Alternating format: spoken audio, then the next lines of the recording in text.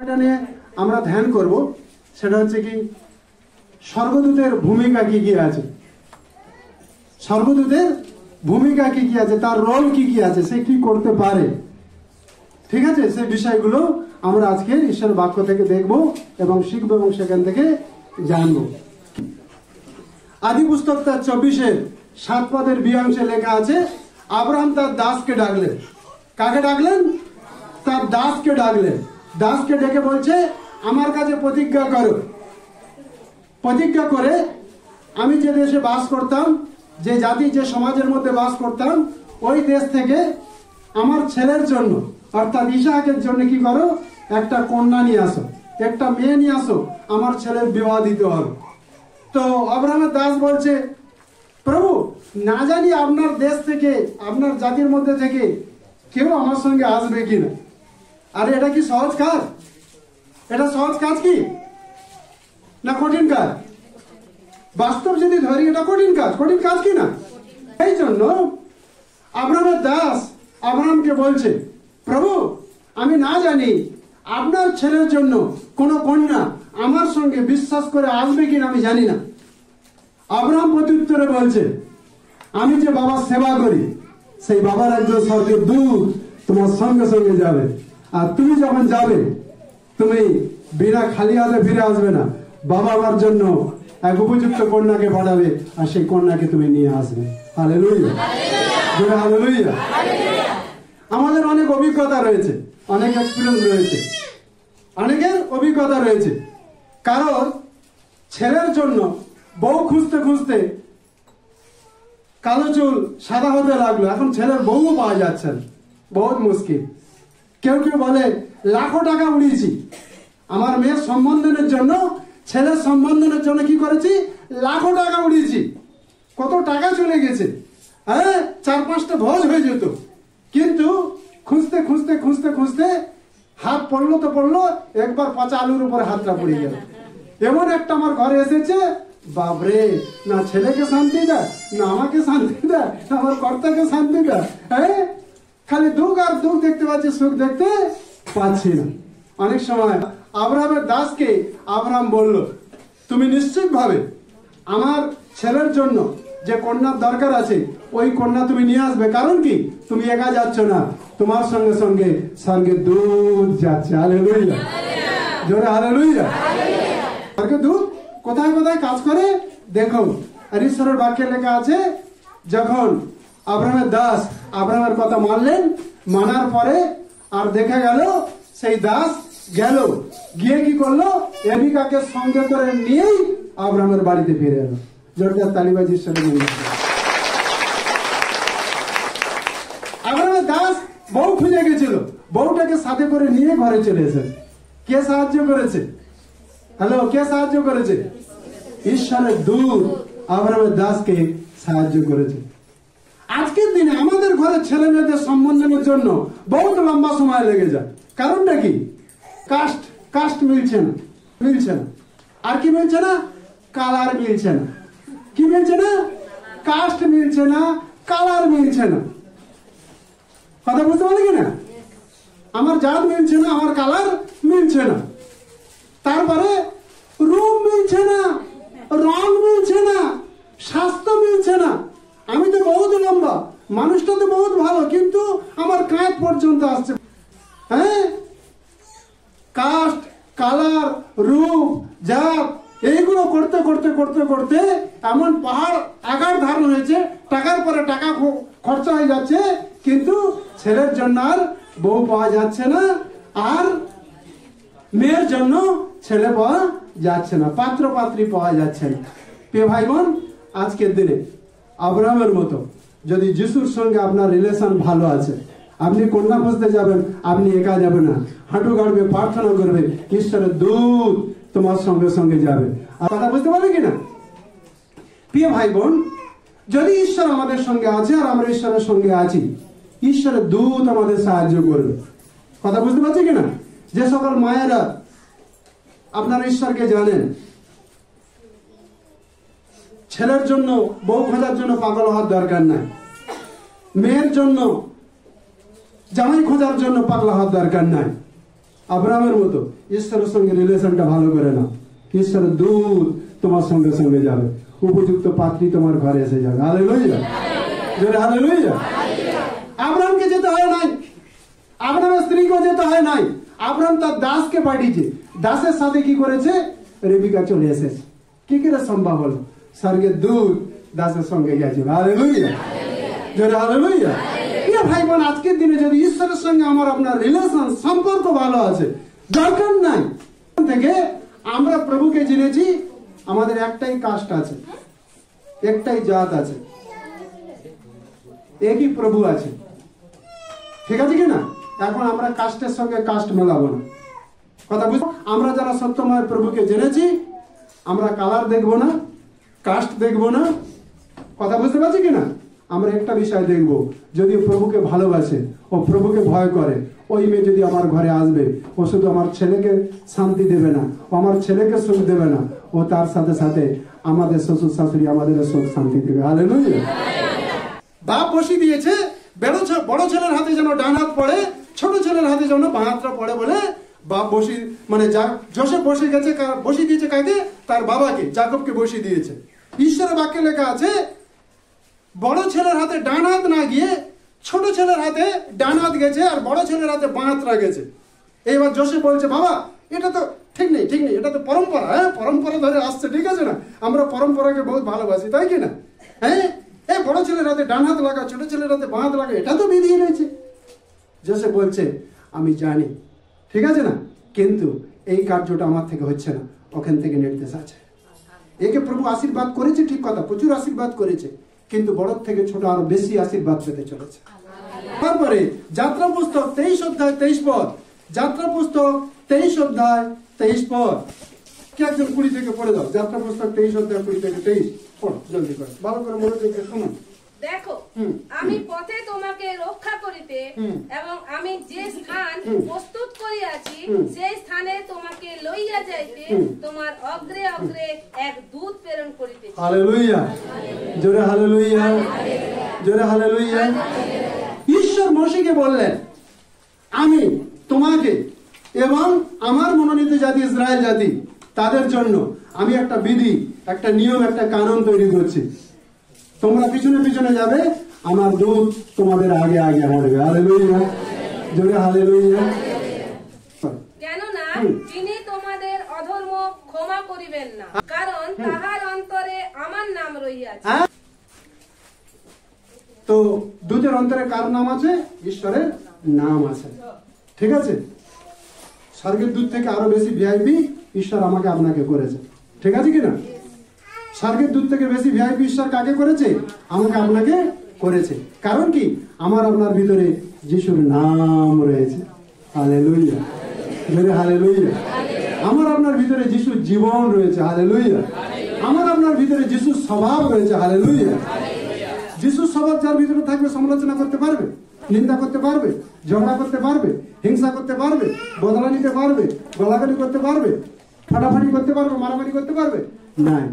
যিশুর স্বভাব যার ভিতরে থাকবে, ওর সঙ্গে সঙ্গে ওর আগে আগে ঈশ্বরের দূত যেতে থাকবে, আর ও যা কিছু কাজ করবে ঈশ্বরের দূত ওকে সাপোর্টে থাকবে। হালেলুয়া। এই জন্য প্রিয় ভাই বোন, আজকের ঈশ্বরের লোক হিসেবে আমাদেরকে সতর্ক হওয়া দরকার আছে। ইয়োব 33:23 পদে লেখা আছে, ঈশ্বরের হাজার হাজার দূত আছে, তার মধ্যে কোন একটা দূত ঈশ্বর কি করেছে? তার লোকদের জন্য রেখেছে। মনে করো আমাদের ভাই সুবোধ আছে, তার জন্য একটা আলাদা দূত আছে। ভাই জগন্নাথ আছে, ভাই ছোটন, ভাই সামরিত, ভাই আকাশ, যারা ঈশ্বরের সন্তান রয়েছে, আমাদের অমিতাভ বাবু রয়েছে, প্রত্যেকের জন্য ভিন্ন ভিন্ন ঈশ্বরের দূত রয়েছে। মানুষটি হাসপাতালে অসুস্থ ছিল, তাকে যত্ন নিয়েছে, স্বর্গের দূত ডায়েরিতে লিখছে আর বাবার কাছে গিয়ে রাখছে। হালেলুয়া। আমার সন্তানেরা কোমরে পুরা গামছা বেঁধে, মাথা পাগড়ি বেঁধে, রিড, বালি, সিমেন্ট, জল পুরা বইতে শুরু করেছে। কি হচ্ছে? বাবার ঘর হচ্ছে। স্বর্গের দূত পুরা ডায়েরি মেনটেন করে ডেট তারিখ দিয়ে বাবার কাছে সব রিপোর্ট দিচ্ছে। স্বর্গের দূত ভালো ভালো রিপোর্ট সব উপরে নিয়ে যায়। হালেলুয়া। যদি তাহার সহিত এক দূত থাকে, এক অর্থকারক, সহস্রের মধ্যে একজন, যিনি হাজার হাজার দূত রয়েছে, অযুত অযুত দূত রয়েছে, যিনি মনুষ্যকে তাহার পক্ষে যাহা ন্যায্য তাহা দেখান। মনুষ্যের পক্ষে যা যা ন্যায্য তা কাকে দেখান? স্বর্গদূত কাকে রিপোর্টিং করেন? ঈশ্বরকে রিপোর্টিং করেন। মানুষ যখন কিছু উত্তম কাজ করছে, ভালো কিছু করছে, স্বর্গদূত ওখানে রিপোর্ট করছে স্বর্গের ঈশ্বরকে। হালেলুয়া, জোরে হালেলুয়া। 34 গীত 7 পদ। সদাপ্রভুর দূত যাহারা তাহাকে ভয় করে তাহাদের চারিদিকে শিবির স্থাপন করেন। যারা ঈশ্বরকে ভক্তিপূর্ণ ভয় করে, ঈশ্বরের দূত তার চতুর্দিকে কি করে? শিবির স্থাপন করে। ঠিক আছে না? বড় ফোর্স রাখে, শক্তিশালী ফোর্সকে রাখা হয়। ঈশ্বরের বাক্যে লেখা আছে, যারা ঈশ্বরকে ভক্তিপূর্ণ ভয়ের নিচে থাকবে, যারা পবিত্রতার জীবনকে মেনটেন করবে, তাদের চারদিকে আগে এবং পিছনে, বাঁয়ে এবং ডাইনে স্বর্গের দূত রয়েছে তাদের ঘিরে। হালেলুয়া, জোরে হালেলুয়া, জোরে হালেলুয়া। কাক দেখেছো? কাক, কাক পাখিদের মধ্যে কাক একটা পাখি তো, কাওয়া। হ্যাঁ, কি বলো পুরুলিয়া, কি বলে? কাওয়া, তাই কি না? একটা কাক যদি কেউ ধরে নিয়েছে, একটা কাক যদি, একটা কাওয়া যদি কেউ ধরে নিয়েছে, যত কাক আছে পুরা ঘিরে দেবে, পুরা এরিয়া ঘিরে দেবে। ঠিক আছে?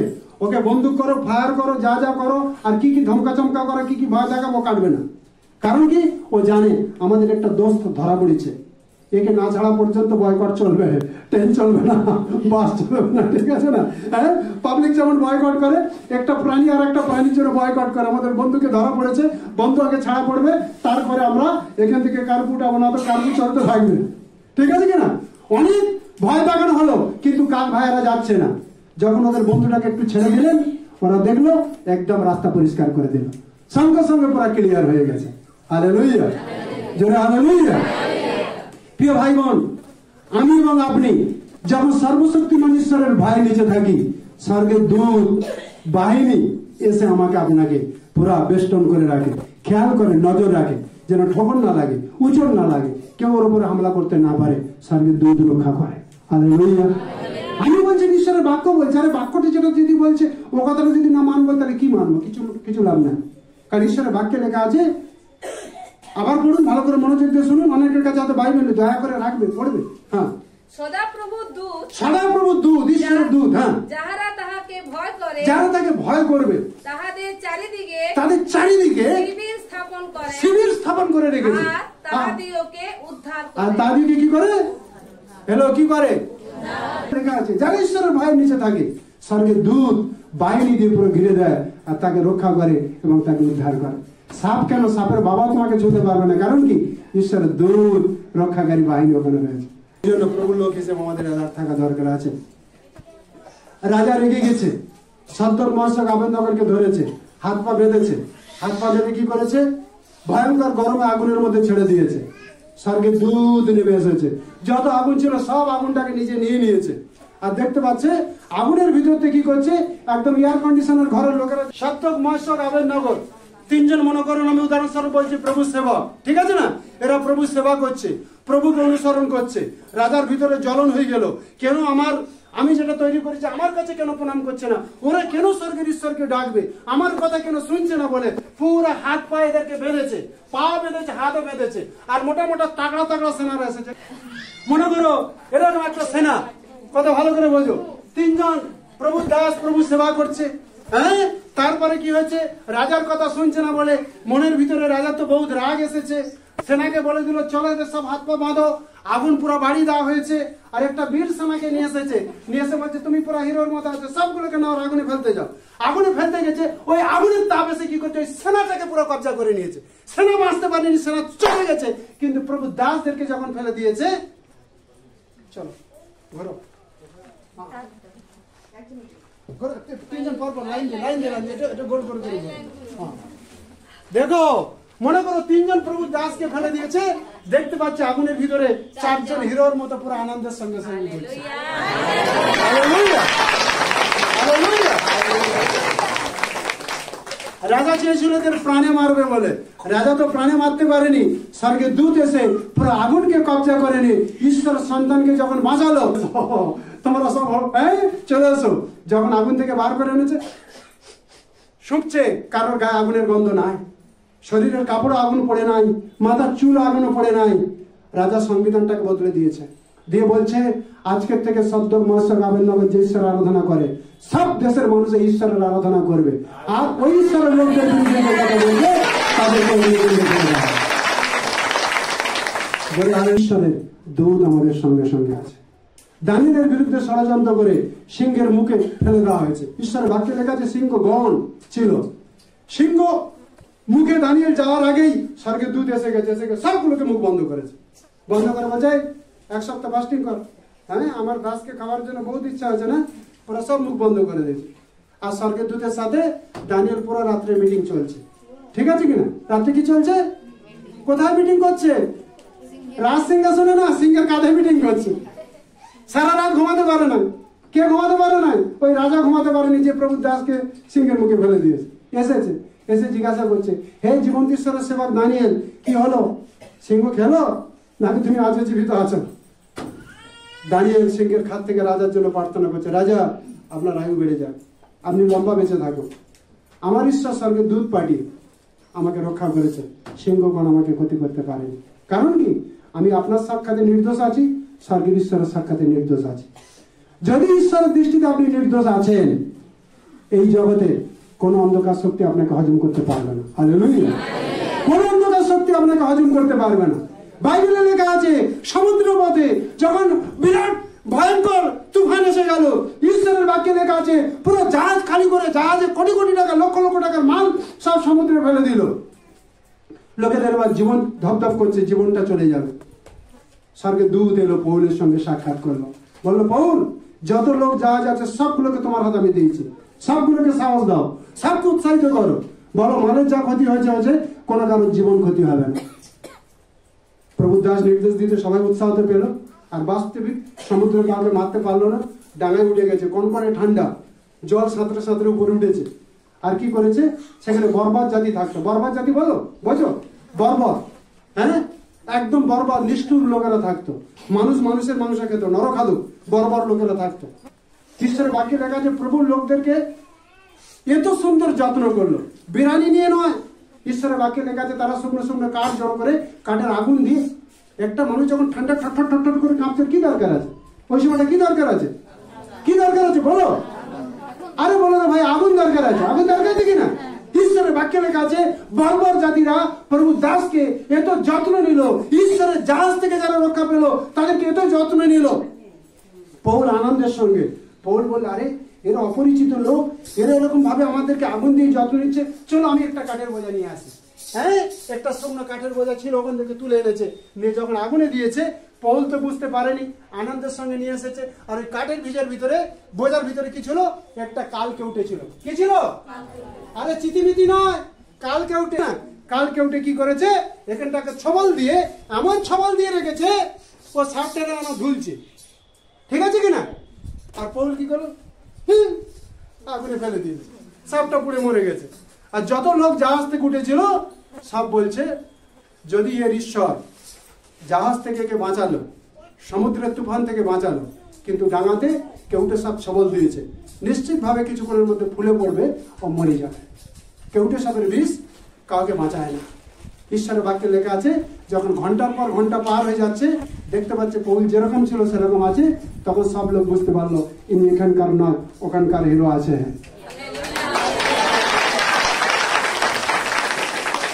প্রভু দাসকে দেখে কি বুঝতে পারলো? তিনি এখানকার হিরো না, উনি ওখানকার হিরো আছে, ঠিক আছে কিনা? এই জন্য কেউটা পর্যন্ত ছবল দিয়েছে তাকে, বিষটা তাকে কি করতে পারেনি, তার শরীরে কোনো হাবি করতে পারে না। কেউটার বিষ কি করেছে? নেগা মেরে ফেলে দিয়েছে, কেউটা পুড়িয়ে গেছে, কিন্তু কেউটাও যাকে ছবল দিয়েছে তাকে ছুতে পারে না। কারণ কি? ঈশ্বরের দূত ভবিষ্যৎবাণী করেছে, পৌলুসকে বললো পৌল সব লোককে বলে দাও, জাহাজে যত লোক আছে বাবা সবকে তোমার হাতে দিয়েছে, একটা লোকের প্রাণ ক্ষতি হবে না। শয়তান বলছে আচ্ছা তুই জাহাজ থেকে এত লোকের প্রাণ বাঁচিয়েছিস তো, চল তোকে ঘুম পাড়িয়ে দিয়ে আগে, তারপর এই লোকগুলোকে আমি টানবো। শয়তান ছবল দিয়েছে, কিন্তু শয়তান আগুনে পুড়ে শেষ হয়ে গেছে, প্রভুর দাস তন্দুজ রয়েছে, আর সব লোক জাহাজ থেকে মন পরিবর্তন করে ঈশ্বরকে জীবন দিয়েছে। হালেলুয়া, জোরে হালেলুয়া। ঈশ্বরের দূত যখন আপনার সঙ্গে রয়েছে, আপনার চরম শত্রু একদিন মিত্র ঈশ্বরের ঘরে আসবার ঈশ্বরের মহিমা করে। হালেলুয়া, জোরে হালেলুয়া, জোরে হালেলুয়া। এখন থেকে আমি একা নয়, ঈশ্বরের দূত আমার আপনার সঙ্গে রয়েছে। হালেলুয়া। ঈশ্বরের দূত আমার আপনার সঙ্গে রয়েছে। মালাকি 2:7 লেখা আছে, আমরা প্রভুর যাজক। আমরা কারা? হ্যালো, আমরা কারা? আমরা প্রভুর যাজক, ঈশ্বরের যাজক। নতুন নিয়মের কন্টেক্সট অনুসারে ঈশ্বরের যাজকদেরকে ঈশ্বর কি করেছে? দূত বাহিনী বানিয়েছে। দেরি পড়ো, মালাকি 2:7। যাজকের ওষ্ঠাধর, শোনো, আমরা প্রভুর লোক, আমরা পুরুষ মহিলা সবাই নতুন নিয়মে যারা বিশ্বাসী প্রভুকে জীবনে জায়গা দিয়েছি, আমরা হচ্ছে ঈশ্বরের যাজক। যাজকের জীবনে কি রক্ষা করে? কার জ্ঞান রক্ষা করে? ঈশ্বরের দেওয়া জ্ঞানটাকে রক্ষা করে। যাজকের জীবনে ঈশ্বরের দেওয়া জ্ঞান রক্ষা করে। হ্যাঁ, তারপরে তার মুখে লোকেরা ঈশ্বরের ব্যবস্থা শুনবার জন্য আশা রাখে, প্রত্যাশা রাখে। হ্যাঁ, ইহা উপযুক্ত। হ্যাঁ, যাজককে, হ্যালো, সবার ভাই বোন আছে তো? যাজককে, যাজক হচ্ছে বাহিনীগণের সদাপ্রভু, তার দূত হচ্ছে যাজক। নতুন নিয়মের কন্টেক্সটে আমরা যারা প্রভুকে বিশ্বাস করে আমাদের জীবন প্রভুকে দিয়েছি, আমরা প্রভুর যাজক। Hallelujah, hallelujah. আমরা হচ্ছে বাহিনীগণের দূত। প্রভু আমাদেরকে বাহিনীগণের দূত বানিয়েছে। কেন দূত বানিয়েছে? একটাই কারণ, বাবা আমাদেরকে ডিউটি দিয়েছে। স্বর্গের দূতের যেমন ডিউটি আছে, আমাদেরকে ডিউটি দিয়েছে। কি ডিউটি দিয়েছে? আমরা যেমন বেঁচে গেছি, আমরা যেন অনেককে বাঁচাতে পারি। হালেলুয়া, এটাই বাবা ডিউটি দিয়েছে। আমরা বেঁচে গেছি, আমরা যেন অনেককে বাঁচাতে পারি বলে বাবা আমাদেরকে ডিউটি, বাবা আমাদেরকে দায়িত্ব দিয়েছে। ঠিক আছে, মতি 4:11 লেখা আছে, স্বর্গের দূত এসে তার পরিচর্যা করলেন। শয়তান আপনার উপর হামলা করবে, কিন্তু ঈশ্বরের বাক্যে আপনি লড়ুন। ঈশ্বরের বাক্যে, ঈশ্বরের সঙ্গে চলার জন্য আপনি জীবনযাপন করুন। আপনার ভিতর থেকে ঈশ্বরের জীবন, ঈশ্বরের স্বভাব যেন দেখতে পাওয়া যায়, তাহলে স্বর্গের দূত আপনাকে পরিচর্যা করবে। হালেলুয়া। কিন্তু সমাজের লোকের সাথে যদি লড়বেন, ঈশ্বর আপনার সঙ্গে থাকবে না। হালেলুয়া। যিশুর স্বভাব যখন তোমার ভিতরে থাকবে, অটোমেটিক ভাবে ঈশ্বর তোমার সঙ্গে থাকবে। ঈশ্বরের স্বভাব যখন তোমার ভিতরে থাকে, এই জন্য আমাদেরকে ভয়ের সঙ্গে চলা দরকার আছে, ভক্তিপূর্ণ ভাবে চলা দরকার আছে। আমি একা নেই, ঈশ্বরের দূত আমার সঙ্গে আছে। আমাকে ঈশ্বরের বাহিনী বানানো হয়েছে। এই জন্য আমার স্বভাব, আমার চরিত্র, আমার আচার ব্যবহার, আমার চালচলন সবকিছু যেন ঈশ্বরের মতো হয়। হালেলুয়া। আমি চলবো, আমি চলছি না, আমার সঙ্গে যিশু চলছে। আমি বলবো, আমি বলছি না, আমার যিশু আমার ভিতর দিয়ে কথা বলছে। আমি দেখছি না, আমার এই চোখ আমার চোখ, এটা যিশুর চোখ আছে। আমার চোখ দিয়ে যিশু যেটা দেখে ওটা দেখি, যিশু যেটা বলে ওটা বলি, যিশু যেটা শোনায় ওটা শুনি, যিশু যেটা করায় ওটা আমি করতে পারি। হালেলুয়া। কারণ আমি বাহিনীগণের দূত রয়েছে। আমি বাহিনীগণের কি আছি? দূত রয়েছে। আমি মতি 13:39-43 মতি 13:39-43 শয়তান এসে গমের বীজের মধ্যে শামা ঘাসের বীজ বপন করেছে। কি বীজ বপন করেছে? শামা ঘাসের বীজ বপন করেছে। শামা ঘাসকে শয়তানের দূত। আর যে বীজ বপন করেছে সে কে? সে হচ্ছে মস্ত বড় শয়তান, দিয়াবল, শয়তানের হেড অফ দ্য কর্তা যে রয়েছে। ঠিক আছে না? আর গমের বীজ যে বপন করেছে সে কে? সে হচ্ছে ঈশ্বর। আর এই গমের বীজ কি? ঈশ্বরের জীবন্ত বাক্য। ঠিক আছে কিনা? ঈশ্বরের বাক্যে বলছে সময় আসছে, বাবা কি করবে? গমের ফসল যেগুলো আছে কাটবে, বাবা জীবন্ত গোলাঘরে ভরবে। আর যেটা শামা ঘাস আছে বাবা কাটবে, অনন্ত অগ্নিকুণ্ডে তাদের ফেলে দেওয়া হবে। ঠিক আছে কিনা? তো শয়তানের নিয়ে বেশি ওটা দরদ হওয়ার দরকার নেই। হালেলুয়া। শয়তানকে নিয়ে বেশি শির দরদ করার দরকার নাই। আপনি ঈশ্বরের বাহিনী আছেন, আপনি ঈশ্বরের দূত আছেন, আপনি ঈশ্বরের সন্তান আছেন, ঈশ্বর আপনার সঙ্গে রয়েছে বলে আপনি নিজে ঘোষণা করুন আর ঈশ্বরের সঙ্গে আপনি চলুন। তখন দেখবেন আপনার জীবন ঈশ্বরের কাজ। শয়তান হাঁটছে, আপনি জিতছেন। শয়তান পিছিয়ে যাচ্ছে, আপনি আগে বাড়ছেন। কারণ কি? আপনি বাহিনীর দূত রয়েছেন। হালেলুয়া। শয়তান আপনার ভিতরে খারাপ বীজ বুনলো, ওই বীজের ফসল আপনার জীবনে আসবে না। কারণ কি? আপনার ভিতরে ঈশ্বরের জীবন আছে। কার জীবন আছে? হ্যালো, কার জীবন আছে? আপনার স্বামী গাল দিলে আপনি গাল দিচ্ছেন না, কারণ কি? আপনার ভিতরে ঈশ্বরের জীবন আছে। আপনার শাশুড়ি আপনাকে কষ্ট দিল, আপনি শাশুড়ির উপরে হামলা করছেন না, কারণ কি? আপনার ভিতরে ঈশ্বরের জীবন আছে। বুঝতে পারছেন বাবুরা? বুঝতে পারছেন? আপনার ভাই আপনাকে অবিচার করেছে, কিন্তু আপনি ভাইয়ের বিরুদ্ধে কথা বলছেন না, ভাইয়ের বিরুদ্ধে যাচ্ছেন না, কারণ কি? আপনার ভিতরে ঈশ্বরের জীবন আছে। যখন আপনার ভিতরে ঈশ্বরের জীবন আছে, ঈশ্বরের দূত আপনার সঙ্গে সঙ্গে আছে। আর আপনি ঈশ্বরের ভিআইপি দূত আছেন, রক্ষাকারী দূত আগে আছে, আর আপনি তার পিছনে পিছনে যাচ্ছেন। হালেলুয়া। জোরে হালেলুয়া। অনেক ঈশ্বরের সন্তান আছে, তাদের পিছনে পিছনে অনেক অন্ধকারের শক্তি কাজে লেগেছে, কেউ টিকতে পারে। আর আপনার পিছনে যারা আছে তারাও টিকতে পারবে না। হালেলুয়া। কারণ কি? আপনি বাহিনীগণের দূত রয়েছে, ঈশ্বরের দূত রয়েছেন, ঈশ্বর আপনাকে রক্ষা করবে, ঈশ্বর তার রক্ষাকারী দূত দ্বারা আপনাকে প্রোটেকশন দিচ্ছেন। প্রভু আমাদেরকে আশীর্বাদ করুক তার এই বাক্যে।